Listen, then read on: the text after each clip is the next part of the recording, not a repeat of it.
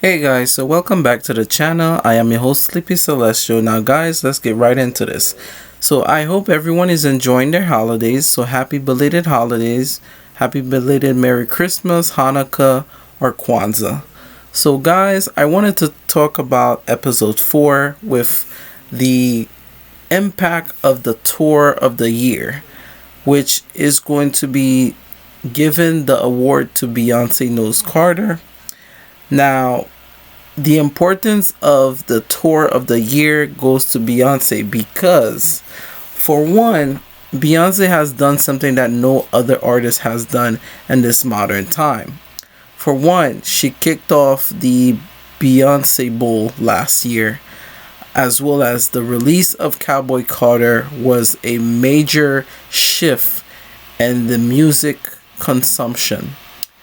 The reason why I say this is because when you look at the body of work that everybody was proposing at the Grammys this year and the impact that Beyonce did to usher in Cowboy Carter and to force the doors to be open by knocking the doors down for Cowboy Carter. Cowboy Carter, the reason why it won over all of the past albums that she submitted was because Cowboy Carter was bigger than just the music. It was a storytelling, genre bending, no unapologetic album. It was a revenge to claim of what's true and what's not, and the cover up of history that was between that.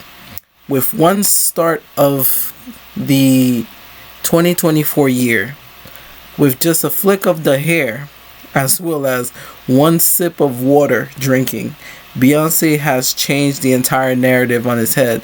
The same type of entrance that Beyonce did for Cowboy Carter when she was stepping into the Cowboy Carter era, just a sip of water, which plunged us to a whole other alternate universe.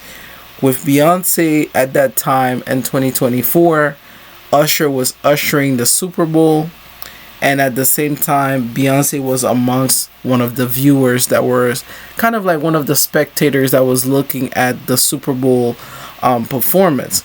At the same time, Beyonce released the Verizon commercial, and then from there, everything became, the Cowboy Carter era.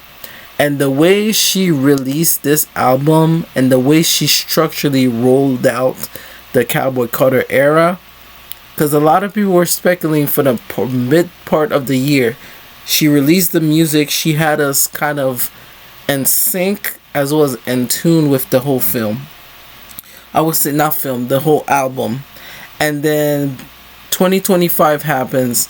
Beyonce basically announced the Cowboy Carter tour, and then from there she released the Beyonce Bowl to kind of like partner up with the follow-up from the Beyonce Bowl, almost telling people like what you were expecting. And then on top of that, the start of 2025 was not a pretty one. You had the LA wildfires that Beyonce had to postpone her announcement.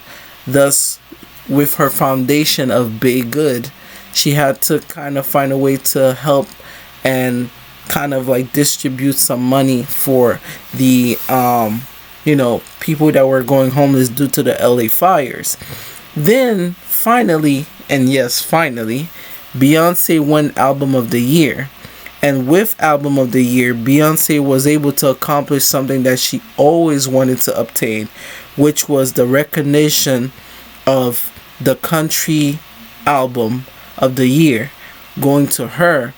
Not just because she have been begging to get Album of the Year, but this album was forced to be what it needed to be, and there was no denying it, because you had the entire Grammy Academy praising this album and the impact of this album. It had Dolly Parton, it had Willie Nelson, Miley Cyrus, Shabuzi, Post Malone, Linda Martell, and many, many more legends. When the tour actually kicked off in Inglewood, LA, at the SoFi Stadium, it was now then we recognized the impact of Cowboy Carter. I think what she mentioned in previous interviews, private interviews, that she wanted people to listen to Renaissance. She wanted people to listen to Cowboy Carter and not focus on the visuals. And I think that's what her focus and her attention was. Just similar to Nina Simone, she mentioned that, she wants people to listen to the voice and not focus on the distraction that people wanted to see the visuals. With the kickoff of American Requiem to the closing of Amen, Cowboy Carter set precedence to what the tour of a country artist should be like. Beyonce brought herself into the country genre with such force with this album that it was no denying what needed to happen.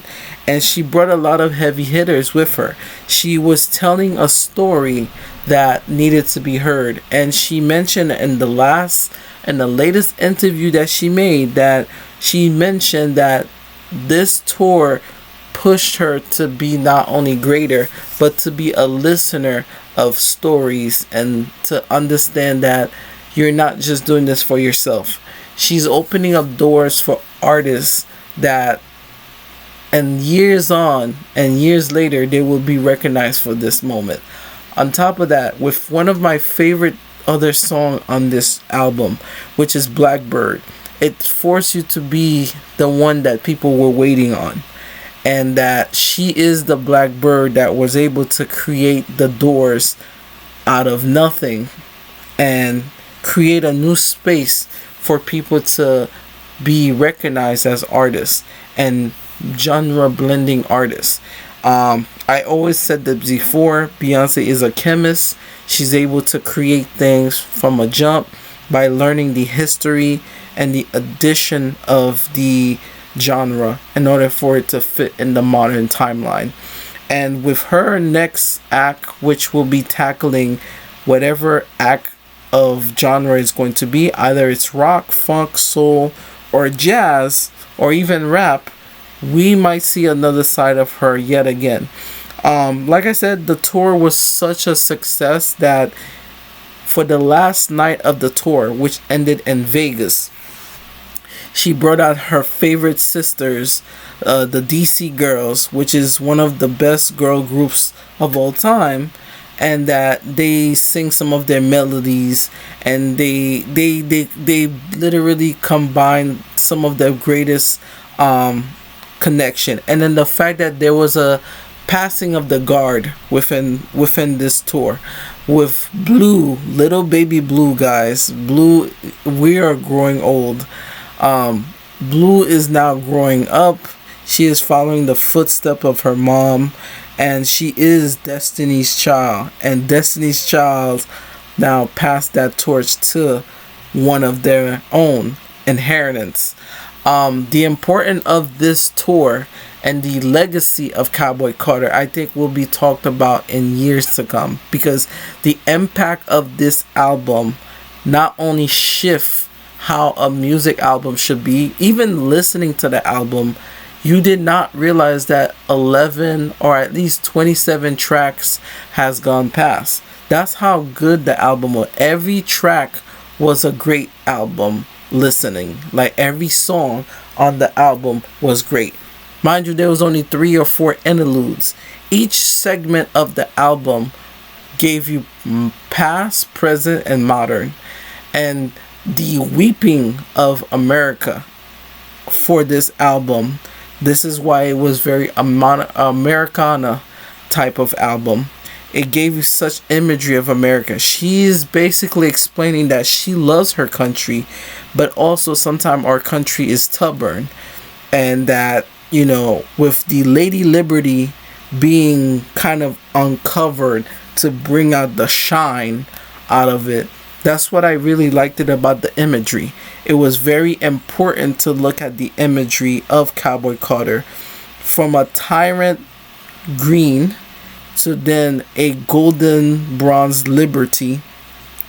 Even the character that is connected to the Cowboy Carter segment. I call it, which is the Bay Tyrant character from the segment of Renaissance, going into the opening of the Renaissance part of the Cowboy Carter. This character, which is the Bay Liberty character, which I call it, is a very significant character, which is like each character that she creates for these acts are like gatekeepers of those different portals. Like before, we mentioned in episode 2 as well as episode 3, we mentioned that how Beyonce created these rooms, where these rooms are different portals that connects into the larger scope, which is titled Eccoville. And like I said, a lot of people are speculating too, with Beyonce Bull leaving on January the 5th, 2026, we are now also will be ushering in probably the Beyonce movie of Cowboy Carter. Now, I believe that with Beyonce announcing her 10-year decade away from the Met Gala, she will also be making an announcement. It's not by coincidence that she's now interested in the Met Gala again. She has something to prove, or something to do, or something to say, and she will do it in her own way. On top of that, we will probably get something similar to like a Cowboy Carter film, because I don't believe Beyonce will do something as a pattern that people will be like, oh, she's gonna do this, we already figured. She kissed people on their feet. That's why she's Beyonce. Like, she's gonna create a moment without us really realizing that she's there. And I think that's the importance of Cowboy Carter. Cowboy Carter allows us to focus on America. It focuses us to reflect on America's wrongs and the best way to correct it. And here's another question I need to ask you guys. Do you think after Beyonce winning Album of the Year, is Beyonce going to be the last big act artist to win Album of the Year, especially colored? Because there's only been 4 black women, especially 4 black people, that has won Album of the Year, and Beyonce is now the 4th. You had I forgot what this lady's name is, but you had Whitney Houston, Lauryn Hill. The last person that won was Lauryn Hill, and now Beyonce makes it 4. And that was almost roughly 20 years ago since somebody won Album of the Year.